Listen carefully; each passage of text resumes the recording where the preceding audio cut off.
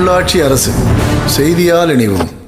தாவேகா குறித்தான கேள்வி நடிகர் ராதாரவி கொடுத்த ரியாக்ஷன். கோவை பாலக்காடு சாலை கோவை புதூர் பகுதியில் தனியார் அரங்கில் கோவை மாவட்ட நடிகர் சங்கத்தின் 10 ஆண்டு கலை விழா, தமிழ்நாடு நாடகம் மற்றும் நாட்டுப்புற கலைஞர் சங்கத்தின் கோவை மாவட்டத்தின் 2ஆம் ஆண்டு விருது விழா ஆகியவை நடைபெற்றது.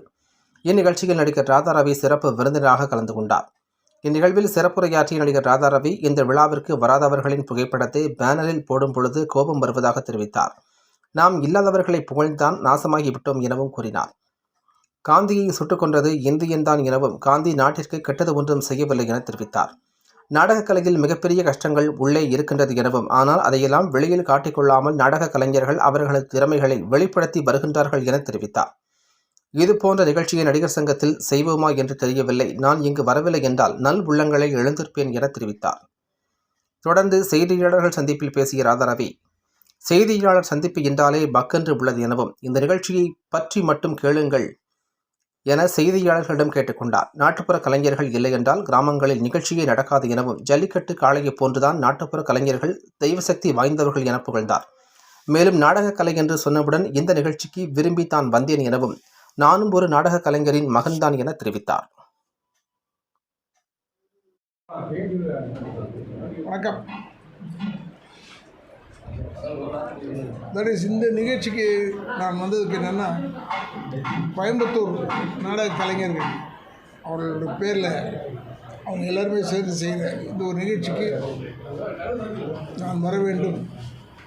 ஏன்னா இதில் நிறைய பேர் போட்டிருந்தாங்க. பட் இருந்தாலும் அவங்களும் வரல. இருந்தாலும் சொல்லிட்டு இது வரேன்னு, அதுலேயும் நாடக நிகழ்ச்சின்னா நம்ம வராமல் இருந்தோம்னா தவறாகிடும். நிறைய வேலை இருக்குது மெட்ராஸில் சொன்னால் யாருக்கும் தெரிய போகுது இல்லை. இருந்தாலும் அதையெல்லாம் மீறி எனக்கு தெரியும் இந்த நாடக கலைஞர்கள் பிரமாதமாக இருக்குன்றது எனக்கு தெரியும். ஏன்னா எனக்கு முதல்ல ஈடுபாடோடு இருந்தேன். இப்போ கொஞ்சம் வெட்டு விலகிட்டேன்.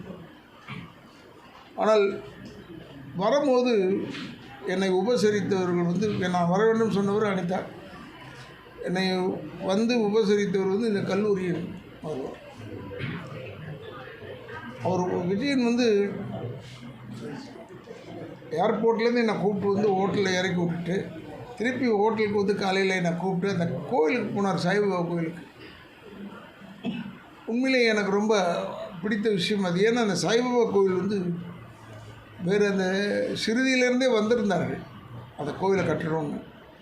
இடத்தின் பிரச்சனை காரணமாக இவர்கிட்ட சொல்ல இவர் இல்லை அந்த செலவு மொத்தத்தையும் நான் எடுத்துக்கிறேன் விட்றான்னு சொல்லிட்டு இப்போ அங்கே பண்ணியிருக்காங்க அந்த கோயிலுன்னும் போது நான் மிகவும் பெருமைப்படுகிறேன். ஏன்னா வெறும் லாபங்கள் மட்டுமே சம்பாதிக்காமல், ஏன்னா நடத்துகிற காலேஜ் கஸ்தூரி காலேஜ் அது நிறைய டிபார்ட்மெண்ட்ஸ் இருக்குது, ஏரோநாட்டிக்கல் இருக்குது, எல்லாமே இருக்குது.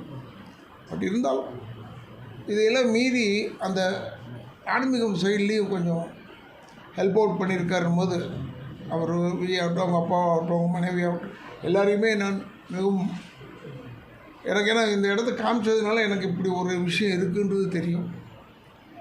ஆனால் இந்த ப்ரெஸ் மீட்டுன்றது விடின் பிளான் இட் அவுட். திடீர்னு ப்ரெஸ் மீட்னு பக்குன்னு ஆகிடுச்சு எனக்கு. நான் உண்மையை சொல்கிறேன். ஏன்னா பதில் சொல்ல தெரியாமல் இல்லை. நம்ம இந்த ஃபங்க்ஷனை தவிர வேறு ஏதாவது கேட்டிங்கன்னா நான் பேச மாட்டேன். இந்த ஃபங்க்ஷனுக்குள்ளேயே கேளுங்க, பதில் சொல்லிக்கிட்டே இருக்கேன். நன்றி.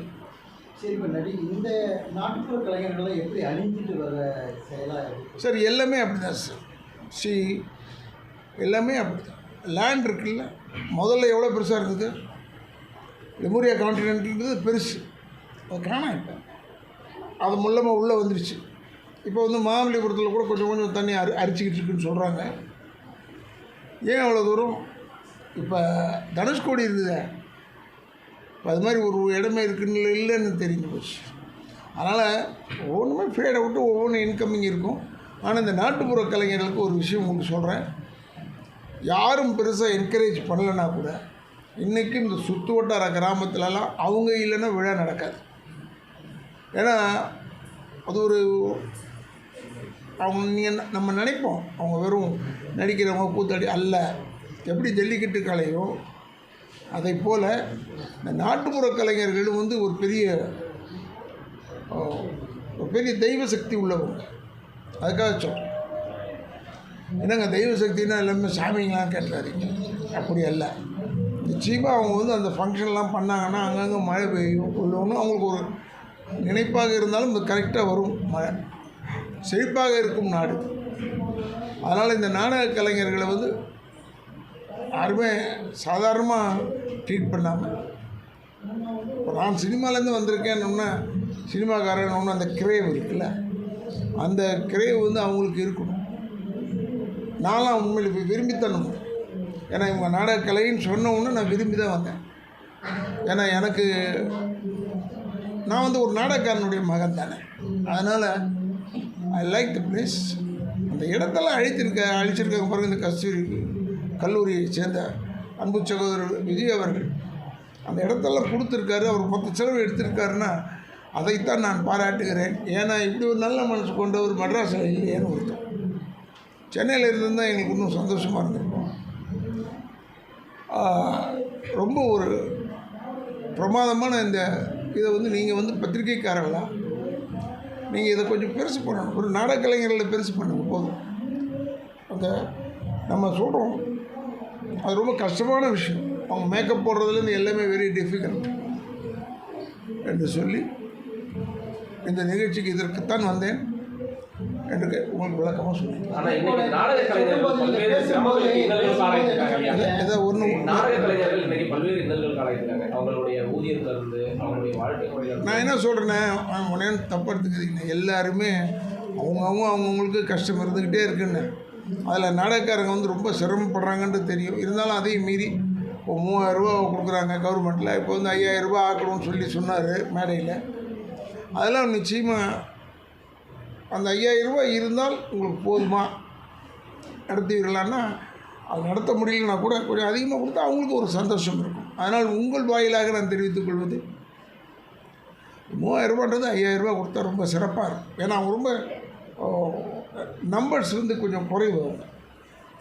அதைத்தான் சொல்லுவேன். இப்போ நீங்கள் பேசும்போது சொன்னீங்க, வில்லனாக நடிக்கும்போது பெண்ணை கடத்திட்டு போய் ஒரு ரூமில் வச்சு இது பண்ணுறோம்.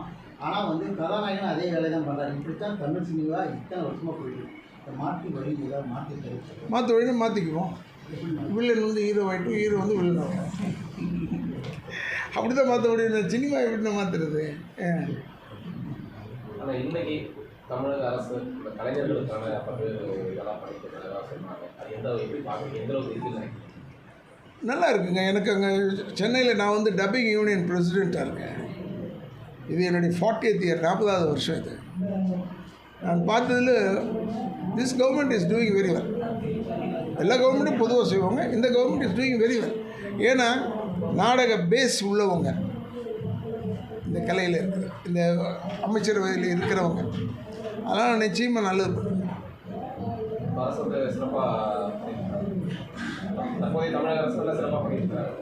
தற்போது தமிழக அரசு சிறப்பாக பண்ணியிருக்காங்கன்னா உங்கள் கேள்வி வந்து மொத்த கேள்வியாக இருக்குது. வெறும் நாடக கலைஞர் வரைக்கும் கேட்குறீங்களா? சொல்கிறேன். ஏன்னா நாடக கலைஞர்களுக்கு ரொம்ப பெரிய பேர் உதவியாக இருக்கிறார். அதெல்லாம் நம்ம இல்லைன்னு மறுக்க முடியாது. வேறு தமிழக வெற்றி கழகம் அதே ஒரு அரசியல். நன்றிண்ணே.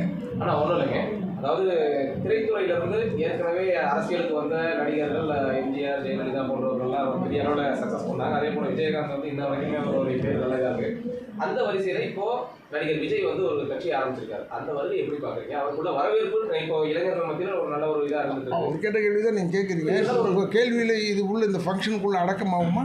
இல்லை, அதோட சேர்த்து சொல்லுங்கள். அவரை சேர்த்து சொல்லுங்கள். நீங்கள் ஒரு மூத்த நடிகர் அப்படின்ற ஒரு அடிப்படையில் அவருடைய இல்லை நான் உங்களுக்கு ப்ரெஸ் மீட் கொடுக்க வந்தது இந்த நாடகக்கலை இவங்க நடத்துகிறாங்களா அதுக்காக தான் நினச்சேன். பட் ஏனே அதெல்லாம் நமக்கு தெரியாது. அவங்க வசதி இருக்குது பண்ணுறாங்க. நான் போய் எது பேசுகிறது இல்லை. ஐ கேனாட் கிவ் சஜஷன்ஸ் எல்லாருமே சொல்லலாம். ஏன் காலையில் சூரியன் உதிக்கிறது, சாயந்தரம் அஸ்தமிக்கிறது, இதை மாற்றி அமைச்சா நல்லா இருக்குமே, இதெல்லாம் யோசிக்கலாம். அந்த இடத்துல இருந்தால் தான் வலி தெரியும்.